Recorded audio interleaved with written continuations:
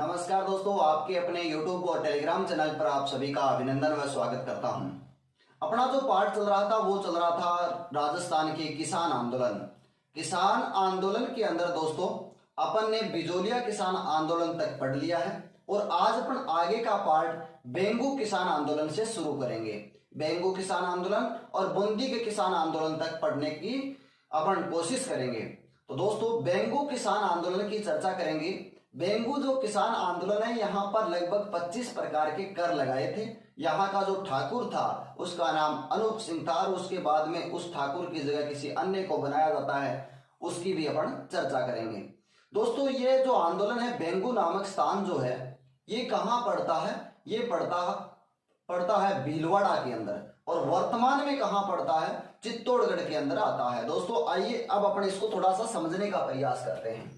यानी दोस्तों अपन पढ़ रहे हैं किसान आंदोलन। क्या पढ़ रहे हैं? किसान आंदोलन। आप मैप के माध्यम से यहां से जो मैं जैसे समझाता हूं उस प्रकार से समझने की कोशिश करें।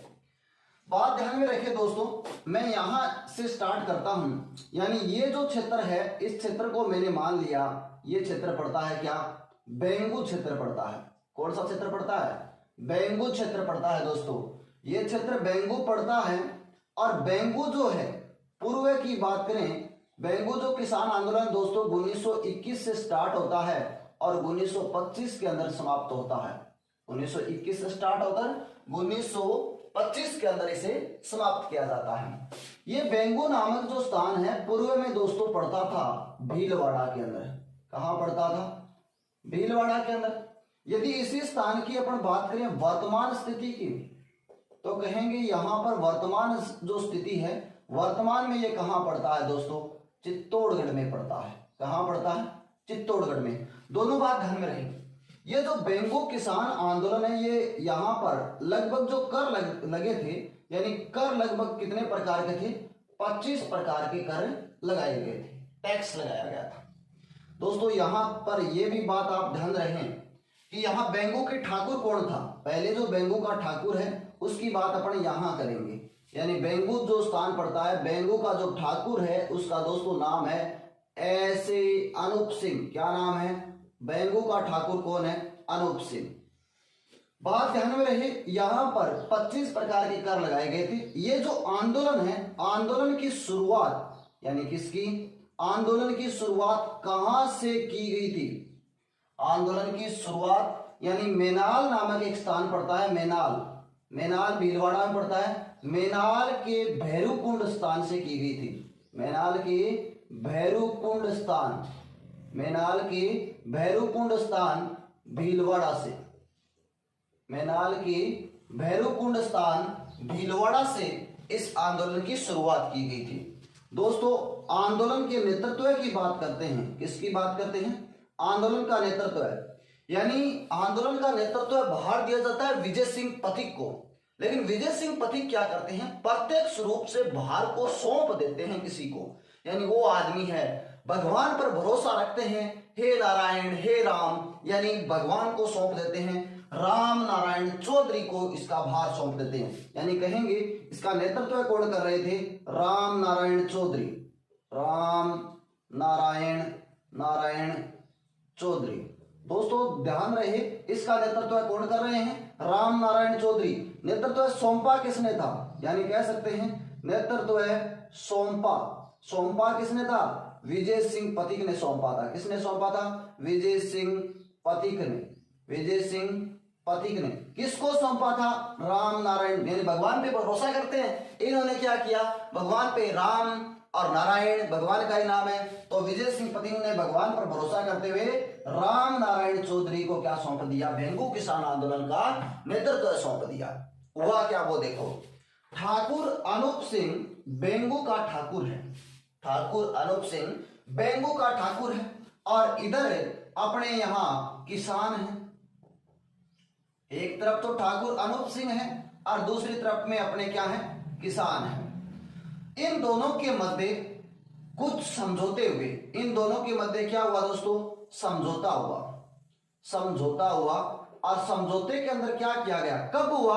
1922 के अंदर। इन दोनों के मध्य 1922 के अंदर समझौता हुआ, यानी बेंगू के ठाकुर अनूप सिंह और किसानों के मध्य समझौता हुआ।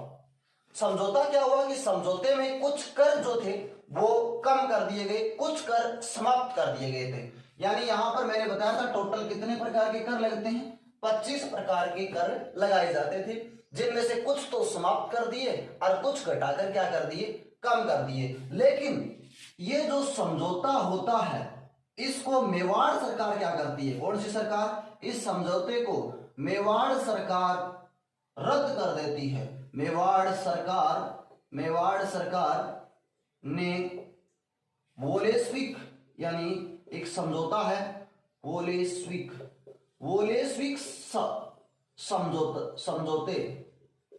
समझौते की संज्ञा देकर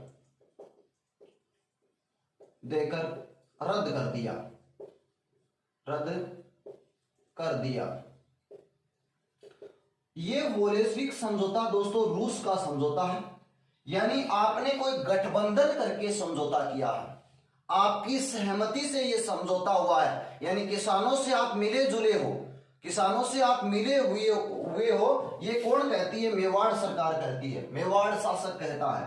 तो ध्यान रहे कि किसानों और ठाकुर अनूप सिंह के मध्य 1922 के अंदर समझौता हुआ। इस समझौते को मेवाड़ सरकार ने वोलेस्विक समझौता कहते हुए रद्द कर दिया या मानने से इनकार कर दिया। बड़ी गंभीर समस्या है। किसान क्या करेंगे फिर से। अब दोस्तों समस्या ये नहीं थी, समस्या इससे और ज्यादा बढ़ जाती है कि बेंगू का जो ठाकुर था अनूप सिंह, अब इस समझौते को वोलेस्विक समझौता समझ तो लिया सरकार ने, लेकिन जो ठाकुर था यहां का अनूप सिंह को उदयपुर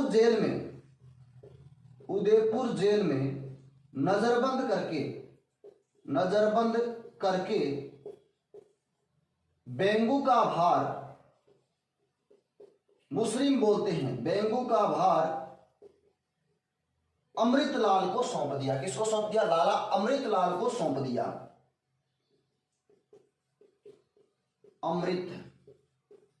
अमृत दोस्तों वैसे भी होता है, अमृतलाल को सौंपा। अब अमृतलाल बेंगू का नया ठिकानेदार बन गया, बाहर दे दिया मेवाड़ सरकार ने। बाहर देने के बाद में आप ध्यान रखें दोस्तों कि बेंगू का नया ठिकानेदार कौन आ गया, अमृतलाल। ये भी अपनी यहां पर पूरी जमाता है और पूरी तरह से कर लगाने की कोशिश करता है। तो यहां पर मेवाड़ सरकार ने इस मामले की जांच के लिए ट्रेंच आयोग का गठन किया। कौन से आयोग का गठन किया, ट्रेंच आयोग, यानी ट्रेंच को यहां पर भेजा। ट्रेंच को कहां भेजा, ट्रेंच को बेंगू भेजा। और ट्रेंच भी कम नहीं था दोस्तों, ट्रेंच को बेंगू भेजा।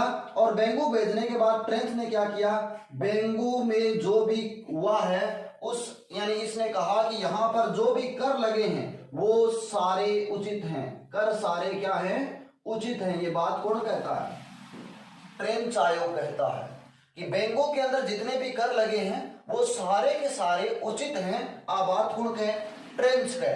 तो ट्रेंच के अनुसार बेंगू में लगे कर सारे के सारे क्या बताए गए, उचित बताए गए। आगे क्या हुआ दोस्तों, 13 जुलाई 1923 को किसान परेशान हैं। किसान क्या है, परेशान है। तो बात ध्यान रहे, 13 जुलाई 1923 को एक गांव पड़ता है गोविंदपुरा। भगवान पर भरोसा रखते हैं, गोविंद नाम भगवान का है। गोविंदपुरा गांव के अंदर किसानों की आम सभा थी। किसको थी, यानी किसानों की आम सभा थी। इस सभा के अंदर ट्रेंच आयोग ने या ट्रेंच के आदेश से, किसके आदेश से, ट्रेंच के आदेश से पुलिस ने गोलीबारी की। ट्रेंच के आदेश से पुलिस ने गोलीबारी की दोस्तों, गोलीबारी की। अब गोलीबारी करने से यहां पर किसानों में 2 किसान, यानी 2 किसान मुख्य रूप से नाम याद रखें, रूप के थे, यानी रूपाजी व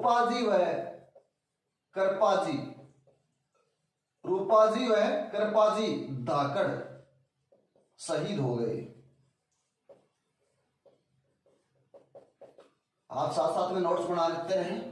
यहां पर हुआ क्या दोस्तों, यानी जैसे ही ट्रेंच कमीशन कह सकते हैं, ट्रेंच आयोग ने गोविंदपुरा गांव के अंदर लगभग 5-6 माह तक किसान मीटिंग कर रहे थे बेंगू ठाकुर को लेकर, लेकिन बातें नहीं मानी जा रही थी। तो कहते हैं 13 जुलाई 1923 को किसान अपनी आम सभा बना रखी थी गोविंदपुरा गांव में। आम सभा के ऊपर ट्रेंच आयोग आया पुलिस लेकर, या ट्रेंच आया पुलिस लेकर, और पुलिस की सेना ने, या फिर कह सकते हैं सेना ने या पुलिस अधिकारियों ने, कहते हैं कि बेंगू के किसानों पर या गोविंदपुरा गांव के किसानों पर अंधाधुंध गोलीबारी की। और अंधाधुंध गोलीबारी करने से यहां पर मुख्य रूप से रूपाजी और दोस्तों एक का नाम मिलता है कृपाजी धाकड़ नामक 2 किसान शहीद हो गए। रूपाजी व कृपाजी धाकड़ नामक 2 किसान इस गोलीबारी में मारे गए। इसके बाद में कहते हैं यहां पर विजय सिंह पथिक ने पुणे से कार्यभार संभाला। इसके बाद में विजय सिंह पथिक ने पुणे से कार्यभार संभाला और लाला अमृतलाल को विजय सिंह पथिक से भय लगने लगा। और जैसे ही भय लगने लगा तो जानकारी ये मिलती है कि विजय सिंह पथिक पर कुछ आरोप लगाए जाए, यानी विजय सिंह पथिक पर सरकारी आदेश को भंग करने के जुर्म में विजय सिंह पथिक को 10 सितंबर 1923 को गिरफ्तार कर लिया जाता है। यानी 10 सितंबर 1923 को पथिक को गिरफ्तार किया गया। पथिक को गिरफ्तार किया गया, गिरफ्तार करके उदयपुर जेल भेजा। उदयपुर जेल 5 वर्ष के लिए भेजा। अब दोस्तों विजय सिंह पथिक कहां चले गए? जेल चले गए। जैसे ही इन्होंने अपने ऊपर बागडोर ली तो विजय सिंह पथिक को कहां भेज दिया? जेल भेज दिया। जेल भेजने के बाद में दोस्तों 5 साल की सजा होती है, और 5 साल की सजा के बाद में 27 अप्रैल 1927 को रिहा कर दिया। रिहा भी एक शर्त पर किया, यानी आप मेवाड़ के किसानों का यहां पर रहकर नेतृत्व नहीं करोगे। तो विजय सिंह पथिक को रिहा कर दिया। और पथिक यहां से कहां चला जाता है दोस्तों? खुसरिया गांव कहां पड़ता है दोस्तों? ग्वालियर में पड़ता है। ग्वालियर चले गए। खुसरिया गांव ग्वालियर चले गए। यहां पर बैठकर किसानों का क्या करते हैं? नेतृत्व करते हैं। यहां से किसानों की राय जानते हैं, यहां से किसानों को राय देते हैं। और उल्लेख मिलता है कि 1925 के अंदर, एक बात यहां से, 1925 के अंदर आंदोलन जो था बेंगू आंदोलन समाप्त हो गया। 1925 के अंदर बेंगू जो आंदोलन था वो क्या हो गया था दोस्तों? समाप्त हो गया था। तो एक बार इस कहानी को फिर से समझने का प्रयास करें। अपन पढ़ रहे हैं राजस्थान के किसान आंदोलन। क्या पढ़ रहे हैं? किसान आंदोलन। किसान आंदोलन में अपना जो पार्ट है वो है बेंगू किसान आंदोलन। कौन सा पार्ट है? बेंगू किसान आंदोलन। और ये कब से कब तक चला था? 1921 से लेकर 1925 तक चला था। बेंगू नामक स्थान पूर्व में कहां पड़ता था? भीलवाड़ा में। वर्तमान में कहां पड़ता है? चित्तौड़गढ़ में। यहां पर जो कर लगते थे कितने प्रकार के? 25 प्रकार के। और बेंगू किसान आंदोलन की शुरुआत कहां से हुई थी दोस्तों? मेनाल के भेरूकुंड भीलवाड़ा से हुई थी। और इसका नेतृत्व है विजय सिंह पथिक ने संभाला था। लेकिन विजय सिंह पथिक ने प्रत्यक्ष रूप से नेतृत्व है किसको सौंप दिया? राम पर भरोसा करके राम नारायण चौधरी को सौंप दिया। और सौंपा किसने था? विजय सिंह पथिक ने सौंपा था। दोस्तों बेंगू का ठाकुर कौन था? अनूप सिंह था। कहते हैं एक तरफ तो किसान थे, दूसरी तरफ में ठाकुर अनूप सिंह था। ठाकुर अनूप सिंह और किसानों के मध्य 1922 के अंदर यहां पर समझौता होता है, जिसमें कुछ कर माफ कर दिए जाते हैं और कुछ कर माफ कर दिए जाते हैं, कुछ कर कम कर दिए जाते हैं। और इस समझौते को जब मेवाड़ सरकार के पास में भेजा गया तो मेवाड़ सरकार ने इसे बोल्शेविक समझौते की संज्ञा देकर इस समझौते को रद्द कर दिया। क्या कर दिया दोस्तों? रद्द कर दिया। अब रद्द करने के बाद में उल्लेख मिलता है किसान परेशान होने लगे। रद्द करके बेंगू का ठाकुर अनूप सिंह को उदयपुर जेल में नजरबंद कर दिया गया और बेंगू का भार जो है लाला अमृतलाल को सौंप दिया। यानी बेंगू का नया ठाकुर कौन बन गया? लाला अमृतलाल बन गया। अब यहाँ पर एक ट्रेंच आयोग भी भेजा था। ट्रेंच आयोग ने क्या किया, बैंकों में जो था यानी बैंकों में जो कर लगे हुए थे सारे कर को उचित बताया, और उचित बताने के बाद में दोस्तों यहाँ के किसान और भी परेशान हैं। यहाँ के किसान क्या हैं, और भी परेशान हैं। तो दोस्तों फिर किसानों ने क्या किया, 13 जुलाई 1923 को किसान अपनी आम सभा बनाते हैं। एक आम सभा कहां बनाते हैं, गोविंदपुरा गांव में बनाते हैं, और गोविंदपुरा गांव में किसानों की आम सभा हो रही थी। यहां पर कौन आया था दोस्तों, ट्रेंच आया था, और ट्रेंच पुलिस को लेकर आया था। पुलिस की सहायता से ट्रेंच ने यहाँ पर किसानों की आम सभा पर गोलीबारी करने का आदेश दिया, जिसके अंदर 2 किसान रूपाजी व कृपाजी धाकड़ नामक 2 किसान इसमें शहीद हो जाते हैं और शहीद हो जाते हैं। इसके बाद में विजय सिंह पथिक इस आंदोलन की बागडोर संभालते हैं। जैसे ही विजय सिंह पथिक ने इस आंदोलन की बागडोर संभालने के बाद लाला अमृतलाल को भय लगने लगा। उल्लेख मिलता है इसने विजय सिंह पथिक को जैसे तैसे यानी सरकारी आदेश भंग करने के जुर्म में विजय सिंह पथिक को 5 साल की कैद कर दी यानी जेल कर दी। सरकारी आदेश के जुर्म में या सरकारी आदेश को भंग करने के जुर्म में विजय सिंह पथिक को 10 सितंबर 1923 को 5 वर्ष की सजा के लिए उदयपुर जेल में कैद कर दिया। और उल्लेख मिलता है कितने वर्ष की सजा, 5 साल की सजा। वापस विजय सिंह पथिक को 27 अप्रैल 1927 को रिहा कर दिया, और पथिक यहां से रिहा होने के बाद खुसरिया गांव कहां चले गए थे, ग्वालियर। यहां से किसानों का क्या करते हैं, नेतृत्व करते हैं। 1925 के अंदर यह आंदोलन क्या हो जाता है दोस्तों, समाप्त हो जाता है। किसानों की मांगे मान ली जाती हैं, ऐसी जानकारी हमें मिलती है दोस्तों। अब दोस्तों इसका आप स्क्रीनशॉट लीजिए। इसके बाद में अगले किसान आंदोलन बूंदी किसान आंदोलन की अपन बात करते हैं। ले लिया को दोस्तों स्क्रीनशॉट। आगे अपन बूंदी किसान आंदोलन की बात करते हैं। चलो आगे चलते हैं बूंदी किसान आंदोलन की तरफ। दोस्तों जो जितने भी किसान आंदोलन हो रहे हैं, मोटा मोटी समस्या जो चल रही है वो कर टैक्स को लेकर चल रही है। कर टैक्स जो अपन बोलते हैं वो क्षमता से ज्यादा लेने पर चल रही है। बाकी किसानों को कोई प्रॉब्लम नहीं है, प्रॉब्लम है कि ठिकानेदार द्वारा क्षमता से ज्यादा क्या लेना, कर लेना। अगला दोस्तों अपन समझेंगे, इसी क्षेत्र से मैं यहां से स्टार्ट करता हूं। इसका क्षेत्र का नाम दोस्तों माना क्या है, बूंदी। अगला कौन सा किसान आंदोलन है अपना, बूंदी किसान आंदोलन। कौन सा किसान आंदोलन है, बूंदी किसान आंदोलन। बूंदी किसान आंदोलन, बूंदी किसान आंदोलन। बूंदी वो खाने वाली नहीं है दोस्तों, ये भी एक राजस्थान का पहले रियासत और अब एक जिला भी है। बात ध्यान में रहे, बूंदी किसान आंदोलन की अपन बात कर रहे हैं। ये कब से कब तक चला था, 1922 में स्टार्ट होता है। कब से स्टार्ट होता है, 1922 में स्टार्ट होता है। वैसे ये लंबा चलता है, यानी आप यहां से इसका इतना याद रखें, 1922 में चला था। 1922 से इसकी क्या होती है दोस्तों, शुरुआत होती है। बात ध्यान में रहे, इसमें यहां से गुर्जर किसान आंदोलन भी चलता है 1936 से 1945 तक। और बूंदी किसान आंदोलन का जो नेतृत्व करता है उस आदमी का नाम भी, बूंदी किसान आंदोलन को इसे बर्ड किसान आंदोलन भी कहते हैं। बर्ड किसान आंदोलन,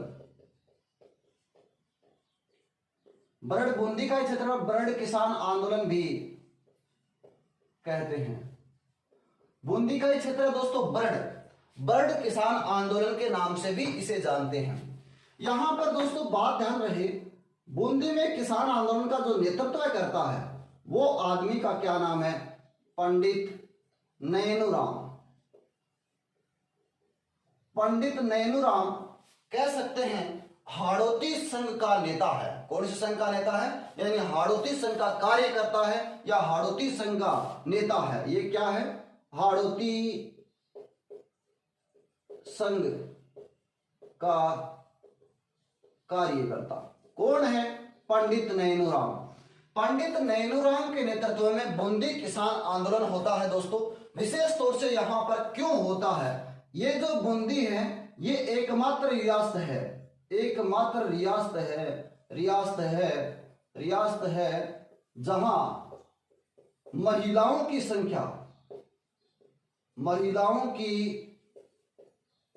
संख्या ज्यादा है। बूंदी एकमात्र रियासत है जहां पर आंदोलन में महिलाओं की संख्या ज्यादा है। महिलाओं की संख्या ज्यादा क्यों है दोस्तों? ये बूंदी जो है ये एकमात्र रियासत है, एकमात्र रियासत है जहां महिलाओं से बेगार ली जाती थी, महिलाओं से बेगार ली जाती थी और महिलाओं पर सर्वाधिक अत्याचार भी किया जाता था। दोस्तों ध्यान रहे, बूंदी किसान आंदोलन 1922 में स्टार्ट होता है। इसे बर्ड किसान आंदोलन भी कहते हैं। पंडित नैनूराम इसका नेतृत्व करते हैं, जो हाड़ौती संघ के कार्यकर्ता है, कोटा संघ के कह सकते हैं। एकमात्र रियासत है बूंदी, एकमात्र रियासत है जहां पर महिलाओं की संख्या ज्यादा है। बूंदी एकमात्र रियासत है जहां पर महिलाओं पर अत्याचार सर्वाधिक होता है। बूंदी एकमात्र रियासत है जहां पर महिलाओं से बेगार ली जाती है। दोस्तों बेगार का मैंने पहले वीडियो में आपको बताया था, बेगार यानी बिना पैसे काम करवाना, बेगार यानी बिना पैसे काम करवाने, किससे? महिलाओं से। एकमात्र कहां पर? बूंदी में। यही इसी के चलते दोस्तों अपन कहते हैं बूंदी का एक गांव पड़ता है, बूंदी का एक गांव पड़ता है, उस गांव का नाम है डाबी गांव बूंदी। दोस्तों विशेष तौर से बात ध्यान रहे, डाबी गांव बूंदी समय की यदि बात करें, डाबी गांव कहां पड़ता है? बूंदी। समय की यदि बात करें तो 2 अप्रैल 1923, समय की कब? 2 अप्रैल 1923, 2 अप्रैल 1923 को यहां पर किसानों की आम सभा हो रही थी। किसानों की 2 अप्रैल 1923 को किसानों की आम सभा हो रही थी। आम सभा हो रही थी। दोस्तों बात ध्यान रहे, डाबी गांव बूंदी में 2 अप्रैल 1923 को किसानों की क्या हो रही थी? आम सभा हो रही थी। और आम सभा पर एक आदमी आता है, पुलिस अधीक्षक, पुलिस अधिकारी लिख सकता हूं, पुलिस अधिकारी इकराम हुसैन, पुलिस अधिकारी इकराम हुसैन ने किसानों की सभा पर गोलीबारी की। दोस्तों विशेष तौर से बात ध्यान रहे, सबसे पहली बात कि डाबी गांव कहां? बूंदी में या डाबी हत्याकांड में गोलीबारी कौन करता है? पुलिस अधिकारी इकराम हुसैन गोलीबारी करता है। डाबी गांव की घटना 2 अप्रैल 1923 को पुलिस अधीक्षक इकराम हुसैन यहां पर गोलीबारी करता है। इस गोलीबारी के अंदर नानक जी भील, देवीलाल गुजर शहीद हो जाते हैं। नानक जी भील झंडा गीत गाते हुए शहीद होते हैं और उल्लेख मिलता है माणिक्यलाल वर्मा ने इस नानक जी भील की स्मृति के अंदर उल्लेख मिलता है, एक अर्जी नामक गीत लिखा था। ये बात यहां से दोस्तों ध्यान रहे। इस गोलीबारी में कौन शहीद होता है? गोलीबारी में नानक जी भील व देवीलाल गुर्जर शहीद हो गए। एक बात और, नानक जी भील इसमें शहीद होते हैं। कौन होते हैं? नानक जी भील। इधर से अब इधर लिखता हूं दोस्तों, नानक जी भील शहीद हो गए। क्या गा रहे थे, क्या कर रहे थे उस टाइम में नानक जी भील, जिस टाइम में इसको गोली लगी थी? तो कहते हैं नानक जी भील झंडा गीत गाते हुए शहीद हुए। नानक जी भील झंडा गीत गाते हुए शहीद हुए। झंडा गीत गाते हुए शहीद हुए। कौन सा गीत गाते हुए शहीद हुए? दोस्तों मैं इसलिए लिख रहा हूं कि आप अपना नोट्स साथ साथ में बनाते रहे। नानक जी भील कौन सा गीत गाते हुए शहीद हो गए थे? झंडा गीत गाते हुए शहीद हो गए थे। और नानक भील की स्मृति में, नानक जी भील की स्मृति में माणिक्य लाल वर्मा ने अर्जी गीत लिखा। कौन सा गीत लिखा? अर्जी गीत, अर्जी गीत लिखा। तो दोस्तों इसके अंदर आप याद रखें, नानक जी भील की स्मृति में नानक जी भील झंडा गीत गाते हुए शहीद होते हैं। इसकी स्मृति में माणिक्यलाल वर्मा कौन सा गीत लिखते हैं? अर्जी गीत लिखते हैं। गुर्जर किसान आंदोलन जो बूंदी के अंदर चलता है वो 1936 से लेकर 1945 तक चलता है। यानी अपन ये भी कह सकते हैं गुर्जर आंदोलन, गुर्जर आंदोलन बूंदी में 1936 से लेकर 1945 तक चला था। ये भी बात अपन विशेष कोई ज्यादा इंपॉर्टेंट वाली बात नहीं है, लेकिन आपको विशेष तौर से मेरी बात याद रहे। अपन ने बेंगू किसान आंदोलन पढ़ा है, बेंगू के बाद में बूंदी में आ गए हैं। बूंदी में विशेष तौर से ये आंदोलन कब से शुरू हुआ था? 1922 में। बूंदी में जो दोस्तों जो कर लगते थे, बूंदी में भी कर का प्रकार कितना है? 25 प्रकार के कर लगते थे। बूंदी में भी कर का प्रकार कितना है? 25 प्रकार के कर लगते थे। बात ध्यान रहे, बूंदी किसान आंदोलन को क्या कहते हैं? ब्रड किसान आंदोलन भी कह सकते हैं। और इसका नेतृत्व पंडित नैनूराम कर रहे थे, जो हाड़ौती संघ के क्या है? कार्यकर्ता है। और एकमात्र ऐसी रियासत है जहां पर महिलाओं की संख्या ज्यादा है।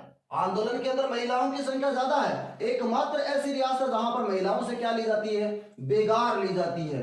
बिना पैसे काम करवाना, जबरदस्ती काम करवाना, यातनाएं देना और प्रेशर देना, प्रेशर देकर जबरदस्ती काम करवाना, यानी कहां पर? महिलाओं से। कहां पर? बूंदी में। अब दोस्तों ध्यान रहे, बूंदी का एक गांव पड़ता है, उस गांव का नाम है डाबी गांव। कौन सा गांव है? डाबी गांव। बूंदी का कौन सा गांव पड़ता है? डाबी गांव। डाबी गांव की घटना की बात करते हैं। 2 अप्रैल 1923 की घटना है। किसानों की यहां पर आम सभा हो रही थी। क्या हो रही थी? किसानों की यहां पर आम सभा हो रही थी। और आम सभा पर पुलिस अधिकारी कौन आया था? इकराम हुसैन आया था, जिसने किसानों की आम सभा पर क्या कर दी? गोलीबारी कर दी। गोलीबारी के अंदर यहां पर उल्लेख मिलता है नानक जी भील और देवीलाल गुर्जर इसमें शहीद हो जाते हैं। और जो नानक जी भील शहीद होते हैं वो झंडा गीत गाते हुए शहीद होते हैं। और नानक जी भील की स्मृति में माणिक्यलाल, स्वतंत्रता सेनानी माणिक्यलाल क्या करते हैं? एक गीत लिखते हैं, अर्जी गीत। माणिक्यलाल वर्मा ने नानक भील की स्मृति में लिखे जाने की जानकारी मिलती है। पंडित नैनूराम कोटा के नेता थे या हाड़ौती संघ के कार्यकर्ता, अपन इसमें बता सकते हैं। दोस्तों ये बात यहां तक कि आपको याद रखनी है किसान आंदोलन में, बूंदी किसान आंदोलन। तो इसका स्क्रीनशॉट लीजिए और फिर देखते हैं आगे।